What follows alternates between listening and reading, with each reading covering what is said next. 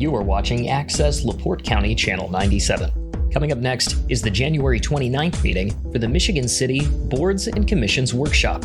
You can find more information for this meeting by visiting www.accesslaportecounty.org.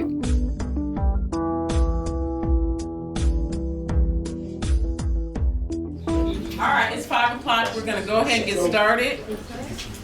It's going to be fun today. Thank you all. We got a full house. Thank you all. Happy New Year, everybody. Happy New Year. Thank you all for coming.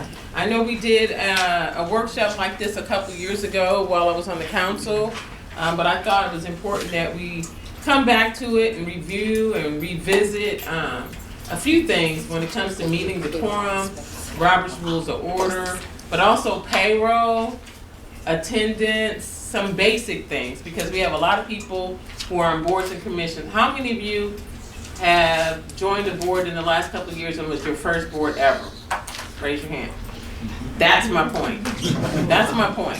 So a lot of times we just assume a meeting is informal, but a meeting is a formal matter. It's not informal. So a couple of things, when you serve on a board, you're serving at the pleasure of the appointing authority, but you're serving the people of Michigan City. That's what it is. So we need to make sure that we understand our legal responsibilities and understand what effective governance means and what that looks like.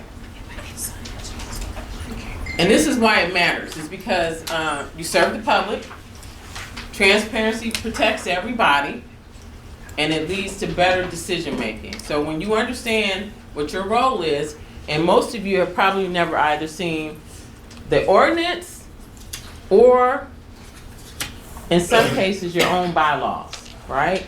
You join the board, you show up and you just think, oh, there's no onboarding, no, hey, this is how we do business, none of that, right? You show up and you just like, I'm just on the board, I don't know what I'm supposed to do. You don't even know what your roles and responsibilities are. So section 2-440 is the general rule for all city boards, commissions, and committees. And I'm passing something around. If you want an electronic version of the PowerPoint, we'll send it. And it has all this information in it. But I wouldn't print all this for y'all. That's a waste of taxpayer dollars. So, but it's very thorough. It has a list of all the boards and commissions. And I want to make sure that you all have the opportunity to look at that because it's important. So this is what we're going to cover today. Meeting the quorum and expectations, attendance and accountability, Robert's Rules, some practical uses. I know there's some papers flying around. Agenda, minutes, and payroll requirements. Our open door law obligations, and then live streaming requirements that were passed in the state legislative down last year at the House. And just know, it's a short session. I was in Indianapolis yesterday, and there's still some more things that they're looking at doing and making changes to. So again, thank you all for serving on boards and commissions, because again, you don't have to.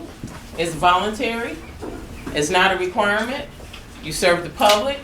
And these, again, meetings are not informal. They're formal meetings. You have to abide by the same laws that, number one, that section I talked about, and what the city council abides by, pretty much.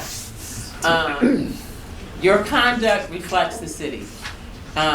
Again, we've had some challenges in recent years, whether people are offended by what somebody said or wore. Again, you're reflecting upon the city when you sit in these seats.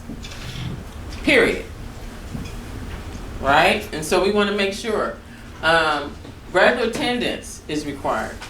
Absenteeism may result in removal by the appointing authority. Appointing authority means that you may be appointed by myself or the city council or another board that places you on another board, right? So I know Planning Commission, BZA, there's some weird stuff there. But again, let's say you have an issue with someone and they were appointed by the council. You need to go to the council if you got a problem with them. If it's somebody I appointed, you need to come to me, right? If there's an issue. No compensation for meetings not attended. I'm going to say this because, again, we'll talk about a quorum a little bit later. But again, compensation, we spend over $110,000 in paying for boards and commissions annually. Annually. There's some boards that don't get paid. But again, it's important that you know this is a budgetary item. So it's interesting when people say, well, you know, the city ain't giving us nothing. Well, we pay the board, and if you're a large board, you're getting quite a few thousands of dollars every year, right, to serve. And so what I suggest to some of those boards that want additional money, donate your money back to the cause then, right? There's an opportunity. And then compliance is not optional. You are subject to the same rules and regulations as the city council or anybody else when it comes to open door, which I'll be talking about. So I'm just going to list a bunch of the boards and commissions because we have a lot of them. We have more than normal, more than most cities, especially cities our size. And just understand that these boards may have been established statutorily through the state or by the city council, okay? So again, you may have adopted bylaws that govern your body. So I know like social status and maybe housing authority, they have their own set of bylaws. So you can still have bylaws, but still have rules that you're governed by the city as well, right? And open door laws are statutory state. A couple more. We have a lot of them, okay? So understand that we have a lot of people who are serving the public and serving the citizens of Michigan City. And that's a good thing. Meeting decorum. Speak only when the chair is recognized. You know, speak only when you're recognized by the chair. These seem like common sense, but you can watch any video and see that they're not all the time, right? And this has become a problem, I think, in a lot of areas, not just locally, state, nationally, everywhere. You shouldn't be having side conversations. The chair is responsible, or the president of that board is responsible for maintaining order. Again, disagreement is allowed, disrespect is not. I'm gonna say that again. Disagreement is allowed. That's why you're here, right? That's why we vote. You know, but disrespect should not be allowed.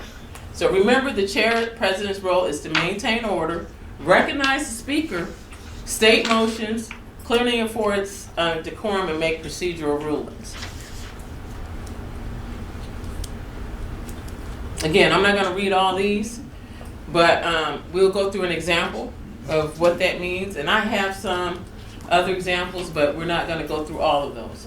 But again, parliamentary procedure was created for a reason. You know, we don't want to be in the stadium where gladiators are fighting and we're going, you know, because that's what we do. We cut each other off, we cut throat, we do all that stuff, and it's not necessary. Especially when you're representing the city. These boards and commissions are voluntary, and again, you're appointed by the city council or the mayor, and you're pretty much representing us when you serve on these boards and commissions. So if you want to act crazy and do all that, maybe that board or commission is not for you, right? Your role as a member, same thing. Polite, orderly, sounds like common sense, but for some reason it's not. Again, you are giving of your time and your talent to be on these boards and commissions. So it's important that we respect each other and each other's space and opinion.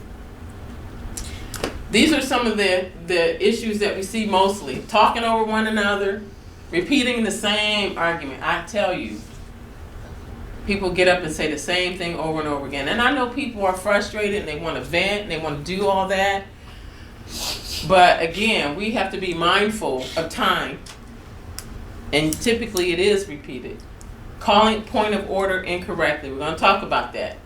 Debating without a motion on the floor, and then not waiting to be recognized by the chair. These are common issues that we find in meeting decorum. What is parliamentary procedure? So I used to serve as national parliamentarian for a women's organization. And so I've done a couple of these trainings previously. So I tried to take a couple of PowerPoints and condense them into something very simple. But again, the next edition, I forgot what edition we're on, 12th edition, I believe. But you can check it out at the library. But I also put the website on there at the end. And I see Doug in here. Doug knows very well from doing mediation and all this stuff that this book is not the catch-all be-all, but it is a great guide. It's a great guide, right? Because you still have your rules in section 2-440 that you have to follow in the open door law as well. But it's just a guide to help run meetings and to move things along. And again, it's to protect the rights of everyone so that even the people who are in the minority still have a voice. This is to make it fair and equal when you're having meetings and conducting business.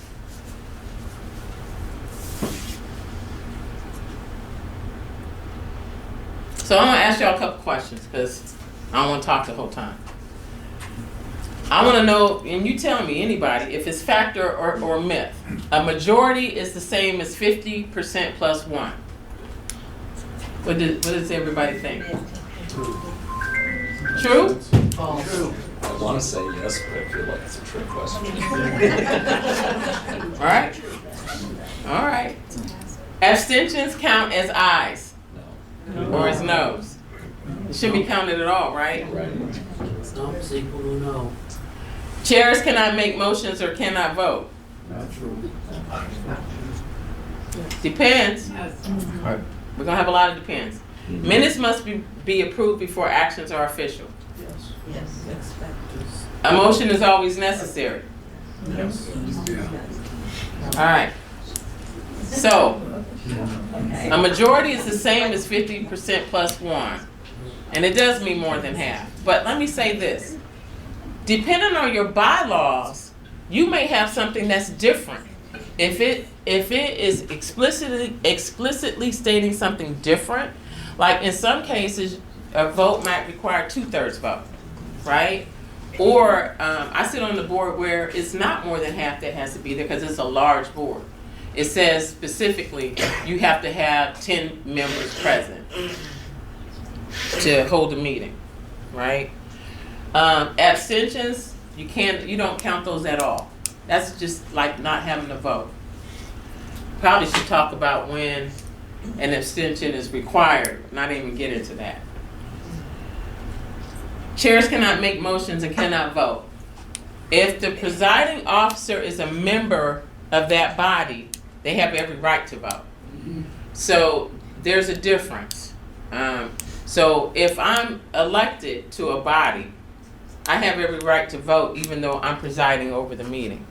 There are places where you may not be a member of that vote, but presiding over of that body where you might be presiding over the meeting, right? So you wouldn't have a vote.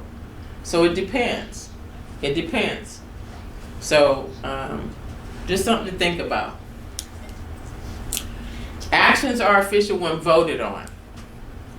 Now, to get paid, you should have signed minutes. But here, actions are official when voted on. Minutes do not become the minutes and assume their essential status as the official record of the proceedings until they have been approved. And before this happens, the secretary's draft may be modified and corrected and all that. That's why you'll come in and say, are there any changes to the minutes, right? And then you'll vote on them. But when you do the vote, that's an official action, right? But the minutes are your official record of the actions that were taken. A motion isn't always necessary.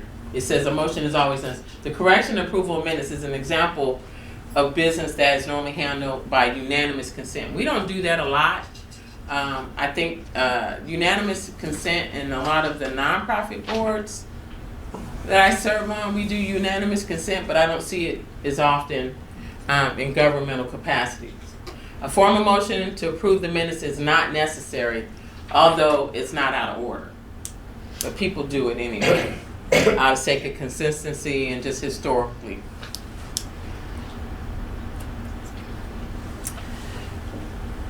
I go into meetings quite a bit where people haven't read the minutes, they hadn't looked at the agenda. That wastes time. That's a time waster. When if you receive your information in advance, it's really for you to review it so that when you get there, you can ask all the right questions. Not read it while you're there to ask the questions. And we see that a lot, right? The importance of the agenda, it's important to get those out to your folks so that they know what's going to be on the agenda. The quorum, that's having enough people there to vote. Duties, we talked about that. Methods of voting for us, because of the open door law, there is no secret ballots. Now, everything is a voice vote. Everything's a voice vote, and then the follow up after the meeting. So, point of order. I see this used a lot, and a lot of times it's used incorrectly. Does everybody have a copy of? There's a sheet that says points of order, what they are and what they are not. I have more of those. Put those over there just in case.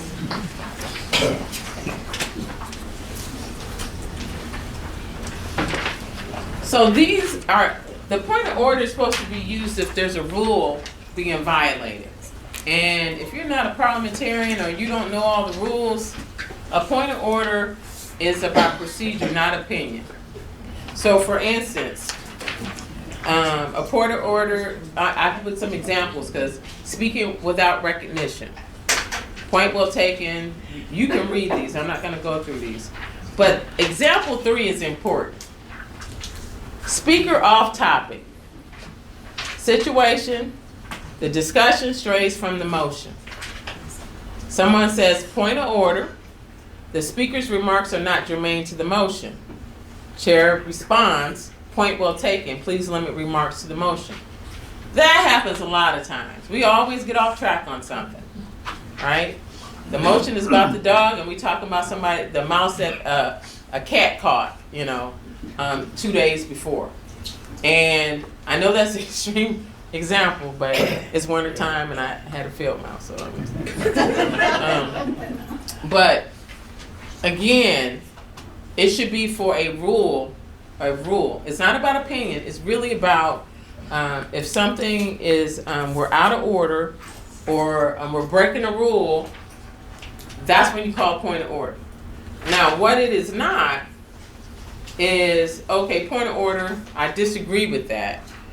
That's not a point of order.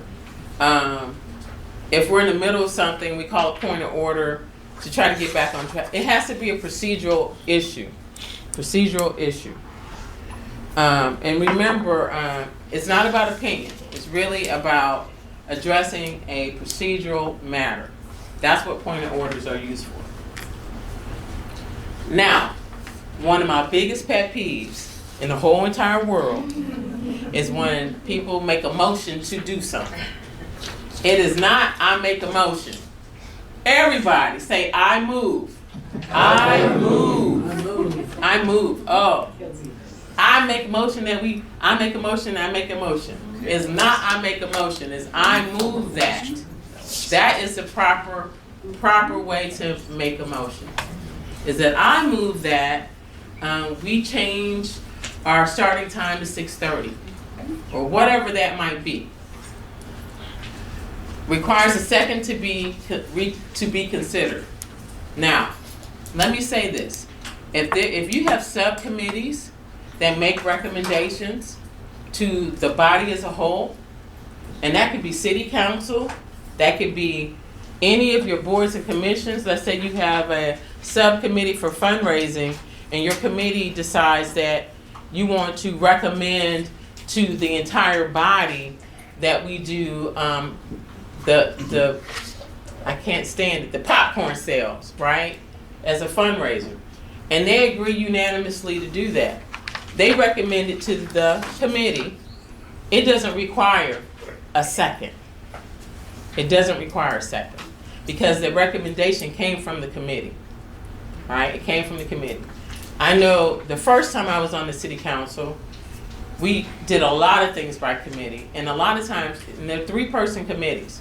So we would move in that committee meeting either to support, give a recommendation, or we're split and we recommend not to give a recommendation, whatever that is. But regardless of that, your committees, if it's recommended by the committee, it does not require a second. We do it. It ain't gonna kill you if you do it or don't do it. But again, it's not required. What should happen is whenever a motion is made, especially around an amendment, the chair should repeat it back, if possible. Some of the motions get long, and some can be very succinct. You can say, I move that whatever, whatever, whatever.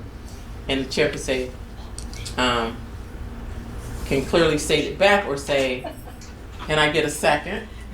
And they can say, okay, it's been moved in second as stated previously, if you don't want to get into a lot of that, because most of these are recorded.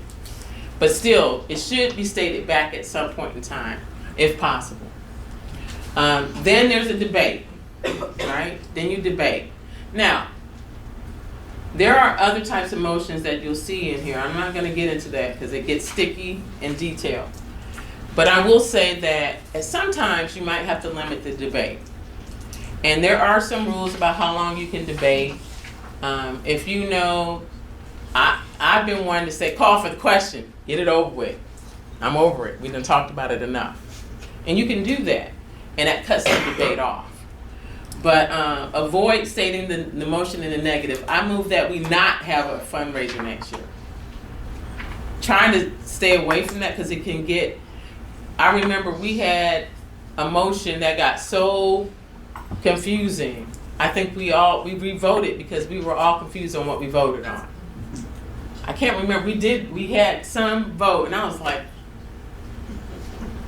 what was the motion and what did we vote on? And then we re-voted because we voted the opposite of what we thought we were voting on, right? So you gotta be clear. Try to be as clear as you can. So these are the 3 steps. A member makes a motion, another person seconds it, the chair states the question. Again, there are some exceptions. Again, you debate it and then the chair puts forth the vote and then they announce the vote, right? It passed or it failed. And in the case of the city council, they have a clerk, so she does that for them, right? But in boards and commissions, you gotta pay attention, right? Pay attention to your, the results of your vote. Let's see.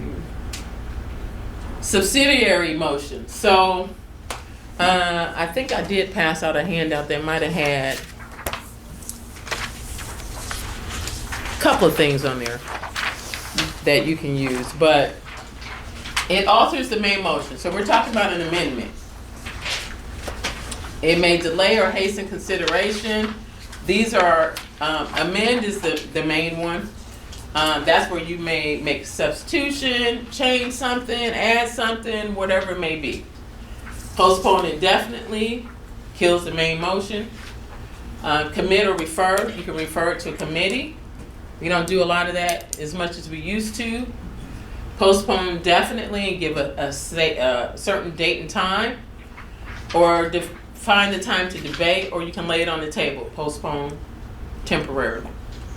That's typically all that we do in government is the subsidiary motions, unless the meeting goes for 10 hours, right?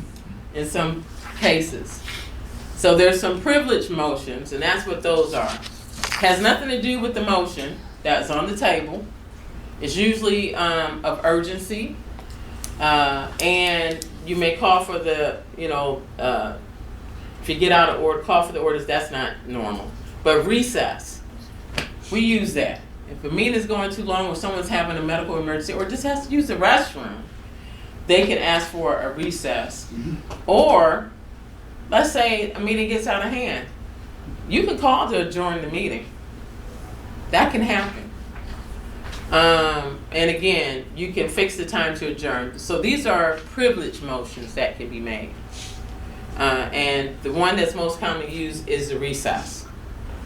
Like if you need a break or something's happening or a situation's occurring. Incidental motion, that's the point of order. And then appeal. But again, these are about procedural things. So, and this is where you can interrupt the speaker. But there has to be a ruling. If you call a point of order, there has to be a ruling. Now, Jewel, I don't know if it's from the parliamentarian or in the city council's case, most of these boards and commissions are not going to have a parliamentarian. They're not going to have a clerk. They're not going to have an attorney there, right? Right. Some will, some won't. So I'll have to think about that, what that looks like. But should be decided on. And maybe this is where we have some type of Robert's rules that's available for meetings or something so that people can see that. But those are examples of incidental ones. Oh, suspend the rules. That's a city council one. So voting basics, again, majority more than half present unless explicitly stated. Otherwise in the bylaws, you do not include abstentions. Roll call is required if you have anybody that is on Zoom or Teams. So this was passed through the state legislation. Roll call is required for electronic participation. The other part of that, though, is that board or commission had to adopt a policy on using electronic means for meetings. That was a part of the requirement. And I've already talked about that. Again, some of these slides were kind of duplicated. I don't want to talk about any of those. So I'll just do a basic one, and then we'll move on. Madam President, I move to approve the budget for the Women's History Month program. Again, I move. I don't make a motion. I move to do that.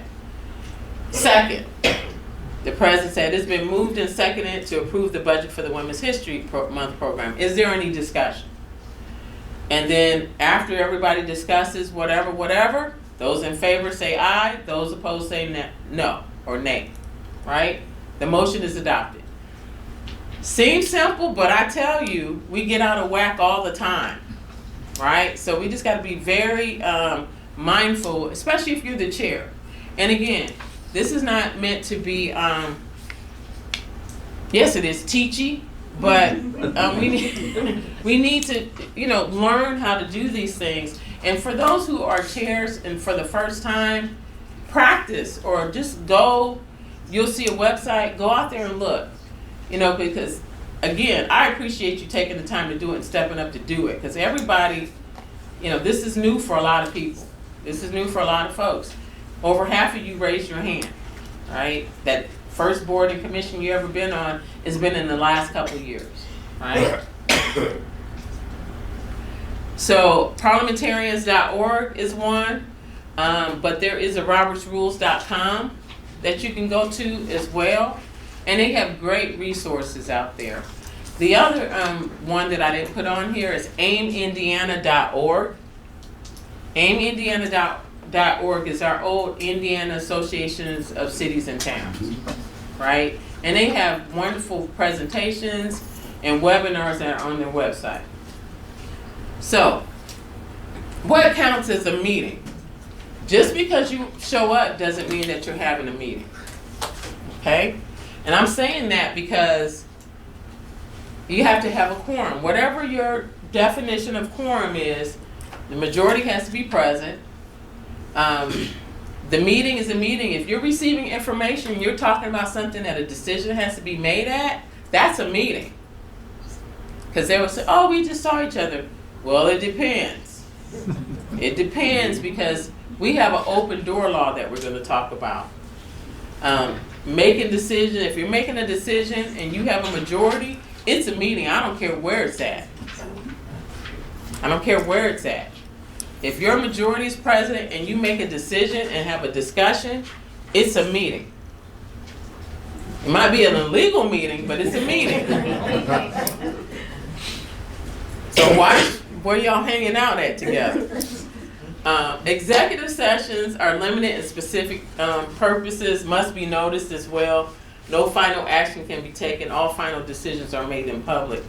So for example, you're doing a disciplinary thing in your executive session. You guys talk through it, you get the facts of the matter, you do all that. But a decision is not made in there. It has to be made in public. And you may not talk about all of the rulings in there. Yeah, this is true, y'all. You shouldn't be making no decisions in your executive sessions. Isn't that correct? That's correct. Shouldn't be making any decisions. Now, you all may talk about it, but you shouldn't be talking about your decision. You need to vote in public. I know people don't realize that, but that's a true statement. Look it up. And here are some open door law basics. Meetings must be open to the public. And there is a 48-hour notice required. Now, the public can record, observe, they can do all those things, right? No secret ballots. Now, there is a new live streaming law, and it applies to any board or commission that is in the council chambers. So there's Indiana code that states that the governing fiscal body, blah, blah, blah, blah, blah, that does the legislative, blah, blah, blah, blah, blah, that anybody who's utilizing their space, it has to be live streamed. So don't ask to be in the council chambers if you're not in there already. I'm just saying that, but I mean it. Because it requires a different level of archiving and legal fodder that we have to go through if you use the council chambers. Electronic participation must still allow public observation. Roll call votes are required. There is a limitation on frequency. You should not, if you're doing electronic meetings, you should not be present at more than 50%. It has to be less than 50% of the meetings that you attend online. Yes, sir. Does that mean that executive sessions cannot be held in the common council chambers? Executive sessions aren't streamed. They're not live streamed. So that's different. Executive sessions are totally different. Those aren't streamed anywhere. That's a different type of meeting. We're talking about a regular standing meeting. Special meetings, regular meetings that you're voting on. Executive sessions are not recorded. They're not recorded or live streamed. Remember, that's a closed session, only to the members or who you invite to those meetings. And again, electronic participation cannot be used for certain final actions, typically financial.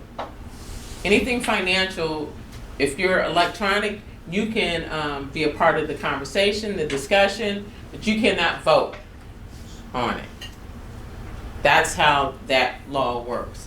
And I should have cited the law. But again, there is a great, on aimindiana.org, that presentation is actually on their website and it's accessible. So I suggest that you take a look at it. Not working?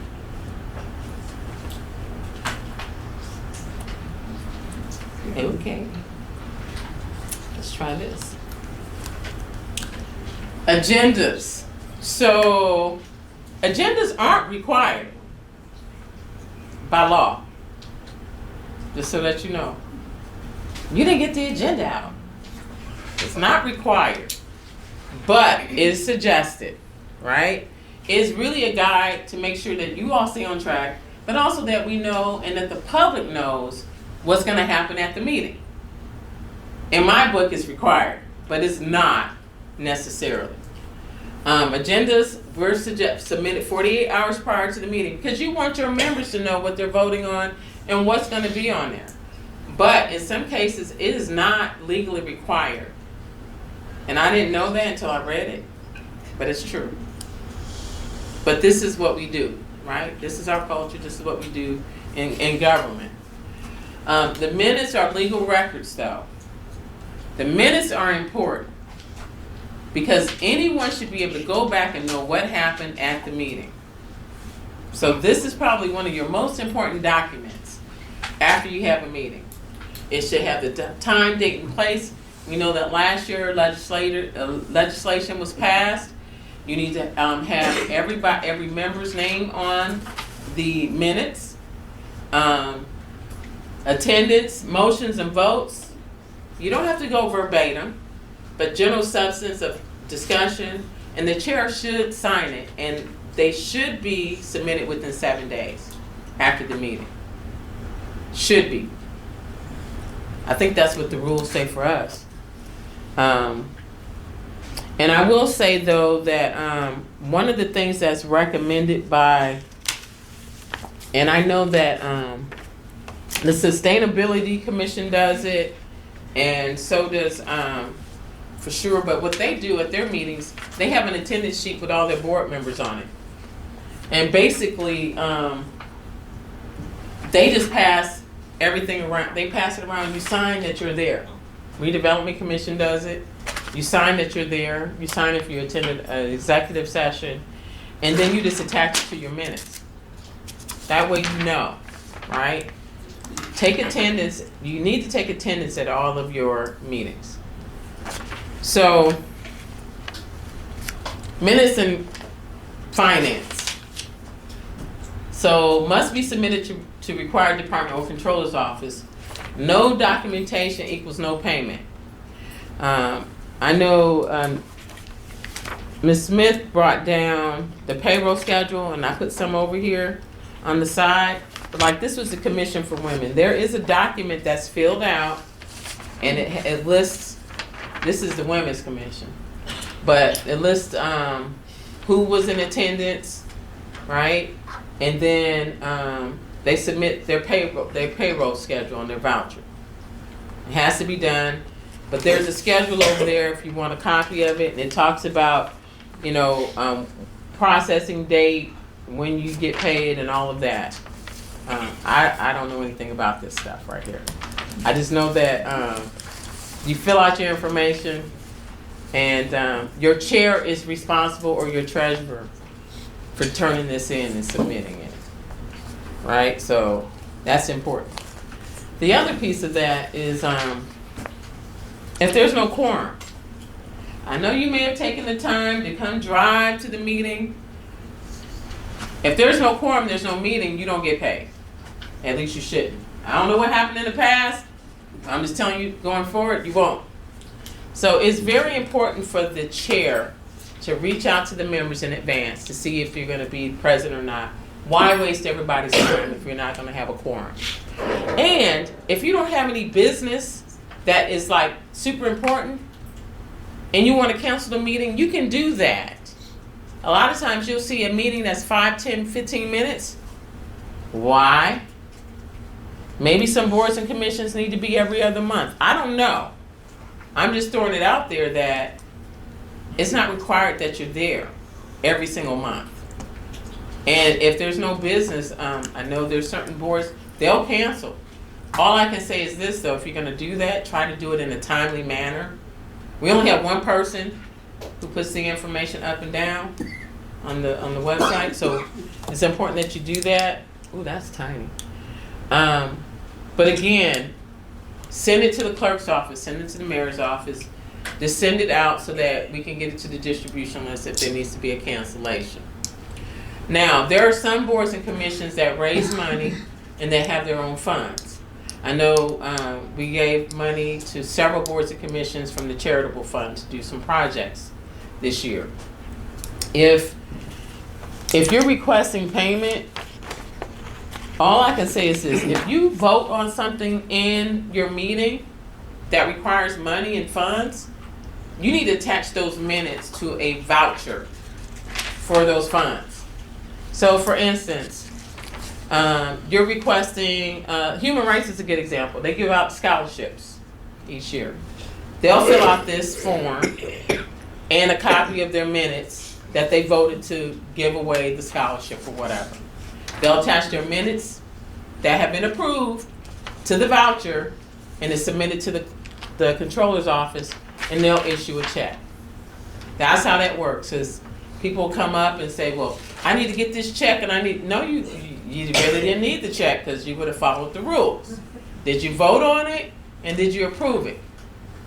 And also know, if you're on a subcommittee of any of your boards and commissions, that committee has to bring it to the whole entire body to vote on it.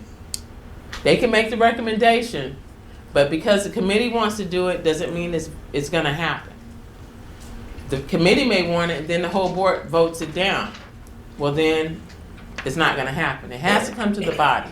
Any action taken in a committee, a subcommittee, has to be brought to the body for a full vote, because it has to be a public vote. A public vote.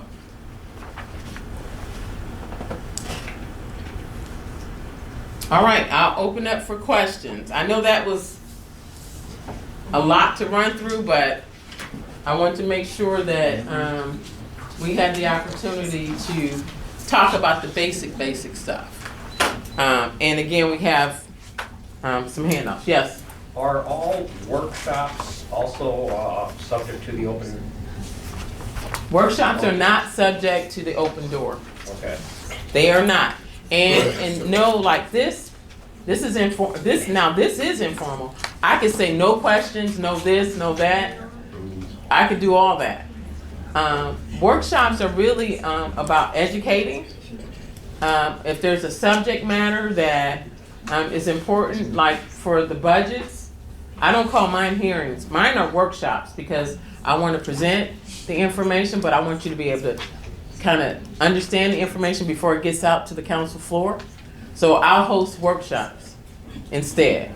That way it's more informal. People can ask questions and you can guide it the way you want to. So that's why a workshop, it doesn't require a 48-hour notice. Yes, Daryl. And I'm the chair of the Human Rights Commission for a second year. What I found easy, a lot of ideas of the boards and commissions with the minutes, budgets, roll call, and agendas. Put them all together at the end of the year, at your last meeting, and make like them into a binder, and just hang on to them. Just in case if you need to go back and look, you have them. That's a great suggestion. Because again, what if you're missing, what if there's some missing minutes or something? I always suggest though, when after you approve your minutes, that the chair signs them and submits them. That way you have a signed version, and that's your official copy. Just because you've got minutes, somebody can change that information if it's not a signed copy. So I recommend that.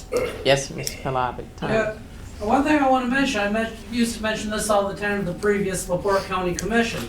We all need to realize that all these board and commission meetings, they're all going out on the Access LaPorte County YouTube channel.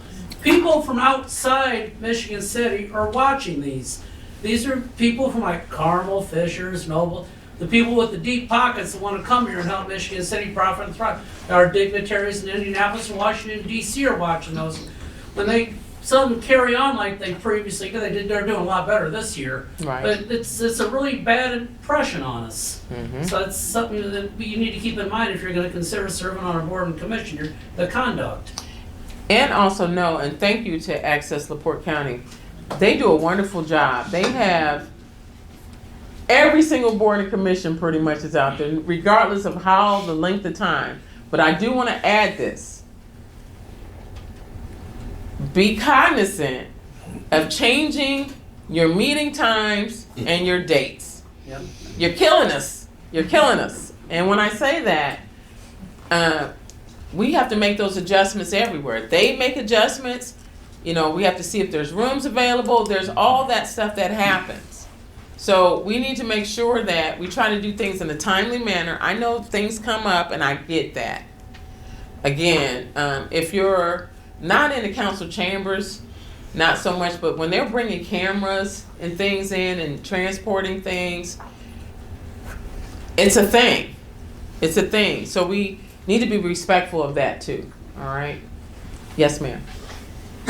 So, with regards to the minutes and any information that's on the website, because being new to this, I've only been on one commission for a year, looking at other ones and trying to understand the bigger picture of what is going on and what's being decided. What is the criteria of it being downloaded? Like you say, okay, your minutes are turned in.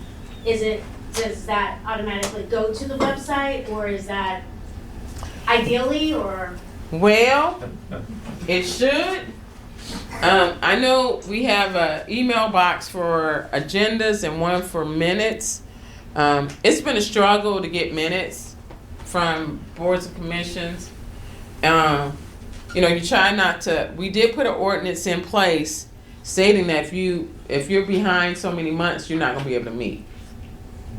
So we need to make sure that boards and commissions, if you're struggling or need assistance with your minutes, please reach out. Reach out, and if we need to figure something out and share a resource, let us know. But it's going to be important to have those minutes out there.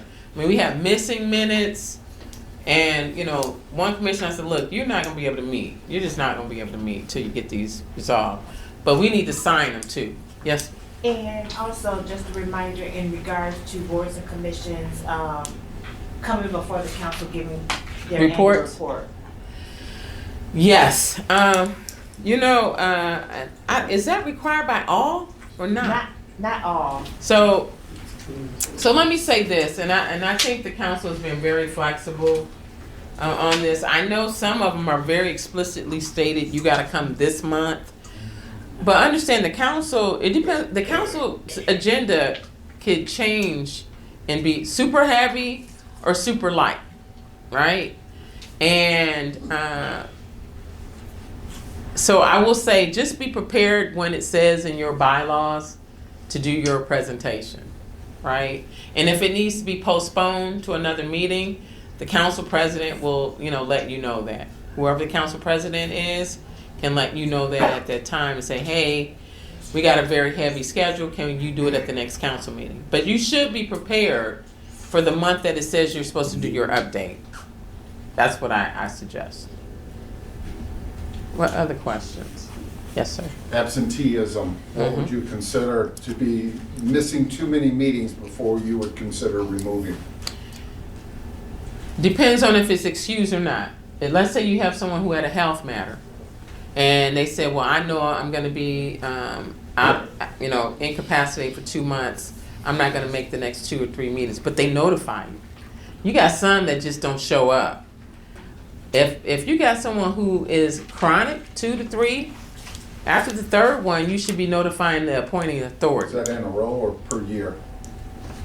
That is subjective. What is your thought?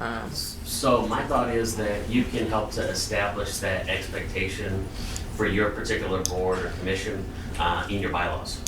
So normally that's something that I think the business that you're doing matters.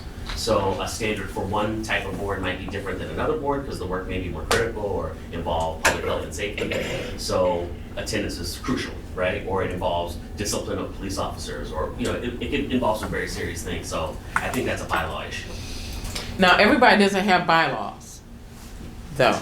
And then the rules, I think they're different for each. Some have their own. Some actually spell out absenteeism, and others don't. So, again, I think the chair, your duty and responsibility is to reach out to that person and say, hey, I'm checking in with you first to see if you still want to be on, we got some character. Some people might get offended if you do that, but your role as chair, you took on the role, is to state, hey, you haven't been here for the last 2 meetings. I'm checking to see if you still want to stay on this board, because I'm gonna notify the mayor or the city council that you haven't been at the last 2 or 3 meetings. I think it's that simple. Yes? When I went to college, they told me you could have 3 and then you flunk the class. So I would suggest 3 out of 12 as kind of a good goal. If you have 12, yes. My real question is, I'm wondering if the city couldn't prepare templates for these minor boards.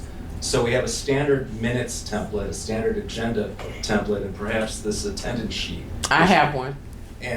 And then we can just modify our headers, and that way everybody's in compliance. We've got some consistency of the look of our city documentation.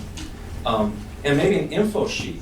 When I gleefully turned in my first signed minutes, I was told, okay, now you have to send it to these email lists. I'm like, first I'm hearing of it. Do you have a distribution list? No, there wasn't. So perhaps an info list of what we're supposed to do, because that was the first I heard of that, and probably today is the first time others are hearing of some of these requirements. Well, that's because we don't, I mean, Like agendas, it should be sent to agendas at Michigan City or whatever the address is. Your signed Right. minutes should go to, we'll put together a one-pager of that. I do have templates that I've created already, preparing for this meeting. And then we have some distribution lists that are just jacked up anyway. So I will do my best to figure out who they should go to. I know for certain that you should send it to the clerk at eMichigan City, for sure. But when you start getting to like statutory boards like police, fire, then you have BZA, planning, there are more things. So we probably have to figure that out, what that looks like. Yes. well, I would suggest that the board send it to the clerk and that they then send it to media. That is an elected office, so I can't force the clerk to do that. Interesting. So what I'm gonna say is we'll probably need to decide on a couple of things to make sure that all the appropriate people get it. We do have a media list in our office, so if we create a distribution for you all, we can do that to make sure that everybody receives it. But we'll talk through that, okay? What other questions? Yes. I just had a flashback to my working days. In response to the email list, or if you send out, if we're supposed to send communications to 7 different email addresses, somebody's going to be left off, somebody's not going to be added. I agree. Could you create one email address, and then the offices that need that information at City Hall or wherever can go into that address and pull what they need? Yes. Different commissions have different people they need to email these to. That could get lost in cyber world. I If you have agree. one email address, and then the people here that need that knows that's where the minutes are, that's where the agendas are, that's where all communications are. They're in that one email. Other than getting confused, where do I send the agendas? Where do I send the? Well, the minutes? agendas and the minutes, that is a distribution list. Agendas at, So I'm just asking for one email, not a distribution list, but just one email. it is one email.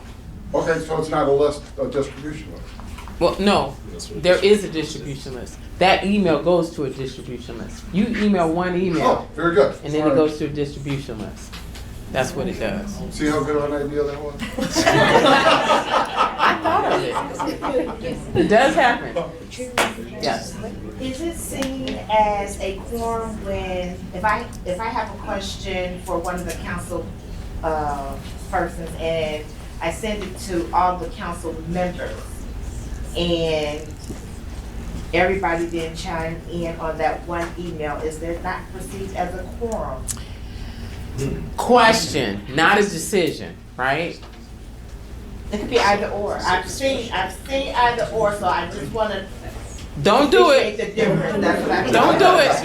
And or also, I would just say too, when you do send out an email, if you're in the CC, that means, that's just for you to see what's been sent out, not for you to respond or reply back to. Not true.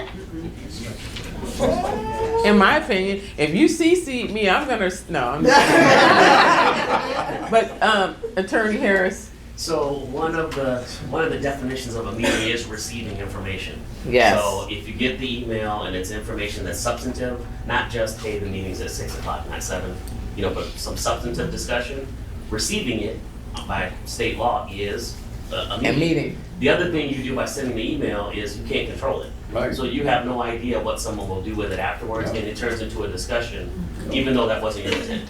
And we didn't even talk about freedom of information. Anything that you do in the city email, regardless of department or whoever, all that communication can be FOIA. The Freedom of Information Act. So now that is a public record and a public document. So you have to be careful of sending information out to even your committee. Like if your commission or your board. If you send something out, say, well, I think I'm gonna vote for this. Don't do that. Don't do that. Because it could be seen as a meeting. I saw Tommy and then Candace. Yeah, the other thing is when you're gonna apply for your board or commission, you need to make sure you meet all the requirements for that board or commission. A lot of the boards and commissions, they require you to be either a Republican or a Democrat. Some require to be certain, if you're a civil city resident for a certain amount of time, you gotta be a civil city resident for 3 years. Everybody should know if you've been convicted of a felony, you're disqualified from serving on a board or a commission. There's a lot of things you need to take into, you need to read that ordinance and you read that bylaws even before you apply to serve on said board and commission. And also note that if certain boards, Scott, help me. Like if you, I just lost it. There's certain boards that you can't serve on multiple boards. If you, You can't take competition from the city and the state. the city and the state, yes, but it is. I can't think of the term. Dual lucrative position. Dual lucrative position, thank you. Yeah, that's $20 a month from the ABC. Right. Dual lucrative positions, you can't serve on dual lucrative positions, so, and that's a whole nother thing. Yes, Candace? Well, mine was just piggybacking off of Tracy's. Again, at the end of the day, it's about appearance. Like, if you are on an executive board like the city council or board of works, if after a meeting we're all standing around talking and gossiping, what does that look like? We're before a meeting, we're standing around talking and gossiping. Or if after a meeting, we all go out and have drinks. Like, you have to be just cognizant of how it appears in the public. I've seen a lot of backlash on social media lately about that. Really? Well, I know, not as much now, but I know the first council I was on, we always went out to eat afterwards. There were a bunch of us that always went out to eat, after our meetings. Times have changed, Yes, but, exactly. but that was a normal thing for us, but, we, and we didn't always agree on stuff, but once we left, we were going to have, eat. And talk. So yes, there's in the back. Is that Janet? Yeah, it's Janet. Okay. Thanks so much for this. I want to make sure I understand I'm on the Michigan City Public Art Committee. And I want to clarify something. We can change our bylaws within our group. I will have to double check, but every board doesn't have bylaws. I think we do. So if you do, it's up to you. The bylaws were established probably, up front. But like if there's something that doesn't work, and typically to change bylaws is 2/3 vote required to change a bylaw. That's kind of the norm for bylaw changes. It's not 50%, it's 2/3 vote. That's pretty normal for a bylaw change, because you should not be changing bylaws like on a regular basis. That's something that your bylaws are supposed to be your Bible. You know, your bylaws is your Bible, and you know, King James. I hope it wasn't changed 1,000 times, right? But all I'm saying is, it should be, you know, here and there, because something can. Just remember, state law, they'll change things down in state legislature, and they don't tell. I mean, it impacts us directly, and then all of a sudden, we're out of compliance on something with the state that they've changed. So we, you know, we actually have a lobbyist now. We didn't have one, but we need one because of everything that's happening. But just, if you want to make a change, and it's something that is just asinine, or doesn't work, it doesn't even make sense, make the change. Especially if it's something that's detrimental, isn't working, or it's going to get some new legislation that the city council could have passed something, or the state could have passed something, and you just want to make sure that you have a committee meeting to discuss it though too. Bylaw changes should not be taken lightly. Okay. Yes, Scott. Can Yes. I ask one follow-up? Yes. Are you gonna make this available electronically? Because There's many members papers. of our commission. If you want things electronically, you need to sign that sheet. Oh, I did. Okay. Great. Okay. I'll send Thank everything. you. Scott, Thank you then so much. Tommy, then Faye. This is kind of germane. If we've attended this meeting and we realize our board may have made some mistakes in previous meetings, procedural errors, can we correct that in the future at a previous meeting, saying, hey, I think we should do this vote again because it may have been improperly done? Or are we opening up a can of worms? I think you're opening up a can of worms, for sure. I think knowing is half the battle. If you didn't know, you can still argue that fact. Attorney would tell you, well, hey, we didn't have an attorney there, we didn't have Robert's Rules of Order, we didn't have any of that information. And now I'm realizing we did something wrong. If it's not something that was financial or detrimental in that regard, I would say no. No, absolutely not, because we could be going back 20 years if that was the case, right? And then when does it end? So I would say no. I think now, again, just knowing is half the battle, right? And now it's still a learning process. No, this is not something that you learn overnight. It's practice. And if with everybody raising their hand, being new to boards and commissions, we're all gonna make mistakes. And that's just what it is. These are voluntary boards and commissions. We're not expecting you to understand the Bible of Robert's Rules. That's not an expectation at all. It's really just to help you move your meetings along, to understand the process, and that you move and you don't motion. You know, those are the things that we want to make sure of. Tommy, then Faye, then Mr. Cubic. I just want to also say, if you're gonna be on a board and commission, you're gonna be driving yourself to the board and commission meeting. You gotta have a valid driver's license before a commission meeting. Or get dropped off. Yeah, Dropped off. don't be on Zoom or have somebody bring you and pick you up. That's correct. Yes, Faye. Okay, so my first question is, what is the purpose of the council liaison? And then my second question is, when they don't show up to meetings, what do the board what can the commission do? So there's two different things. So you have some boards that the council member is a voting member of. Right. Now, the ones that the council have to vote to put them on, they are an actual member of the body. So they get to vote. Liaisons don't vote. So a liaison typically is someone who's just appointed to them to be a liaison. Like if you want to change something, there's something in an ordinance or something that you want changed to help your board, you reach out to your liaison. That doesn't mean they have to be at the meeting. And I think that's where people get confused. Unless I'm a voting member, I'm subject to absenteeism too. If you're a voting member of that board, you're subject to that absenteeism, right? But a liaison is just that, a liaison.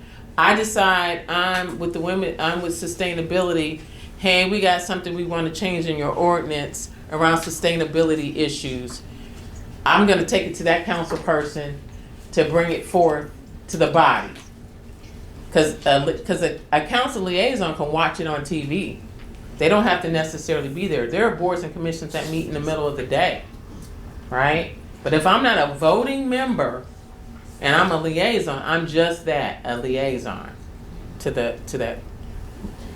Well, when I did the 2026 committee assignments, so we have a master list, and actually this was the first year that I actually read through so that everyone publicly could know who was appointed to what board, either as a voting member or a liaison.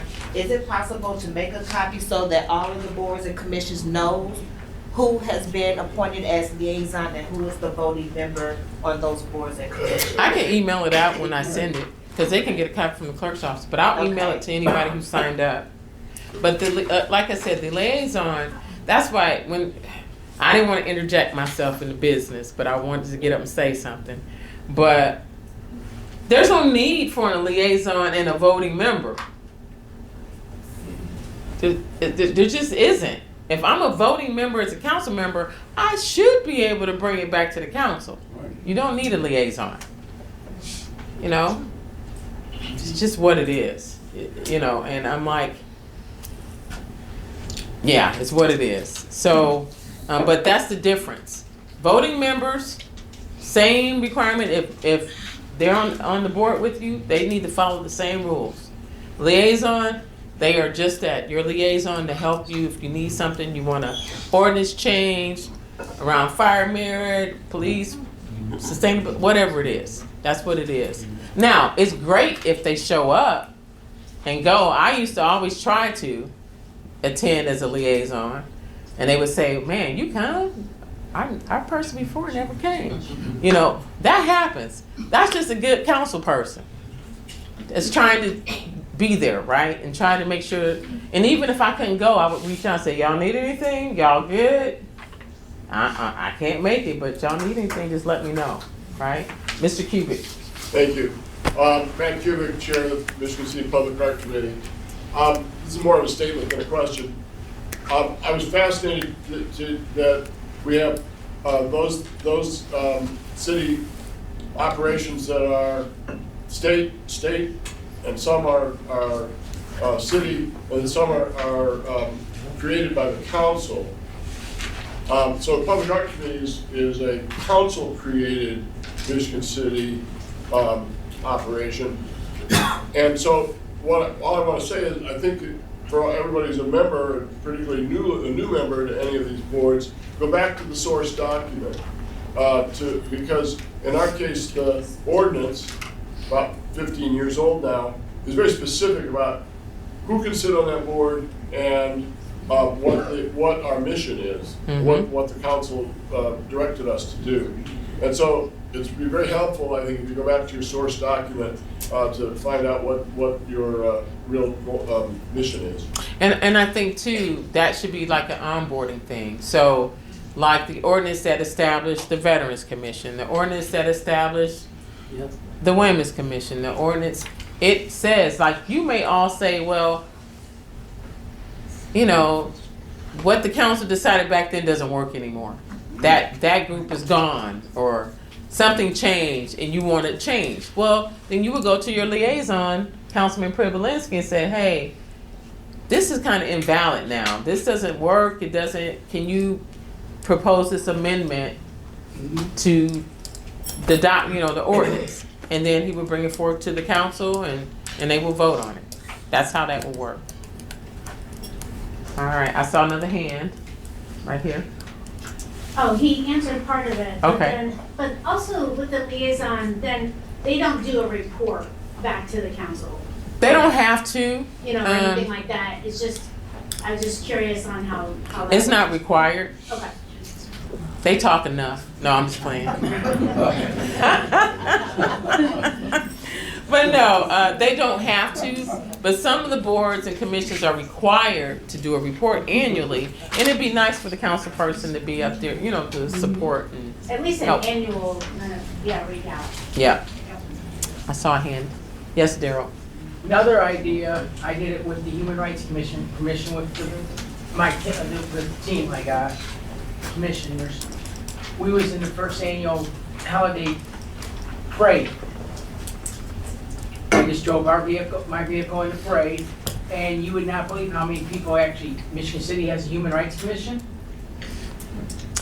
Yeah, and let me say, I'll say this about the Human Rights Commission, which has changed over time, and this is at the state level too. We used to do hearings, like very official, legal, and we haven't done one in over a decade. So the Human Rights Commission has, you know, transitioned and changed quite a bit. But I will say the visibility of the boards and commissions, I would love for that to happen more often. I know we gave 10 boards $3,000, I think, each to do some projects to get through it this year, because we want the Veterans Commission, the Arts Commission, you know, Sustainability, Cemetery Commission, you know, we have Memorial Day, we have Veterans Day, we want flags, there's things that need to be paid for. So we gave money for those kind of things. Because we want it to be nice, right? And we want, you know, things to be beautified and beautification and all that. So we've given money to multiple commissions to do those things. But a lot of those are the ones that were established by the city, right? What other questions? Yeah, right on time. Any other questions? Well, thank you all for coming. I will email everything that I have out to everybody, and I will make sure I get a copy of the liaisons for the city council. And again, thank you all for spending your time, your hour and 15 minutes.